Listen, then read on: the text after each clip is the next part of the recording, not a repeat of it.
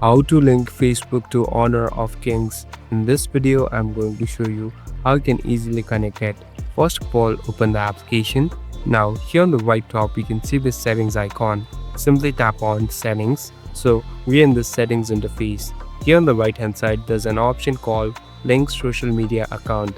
Simply tap on this plus icon. Here on the top, you'll be able to see this Facebook icon. Simply tap on this link button now. Here, you must have your Facebook application installed and your account logged in. So after you do that, you'll be able to easily directly go and connect your Facebook with the application. So it will take some time, and here simply tap on this continue button. After you do this, it will directly connect your Facebook, and it will even save all the data of the game through Facebook. Thank you for watching this video. I hope this video will help you.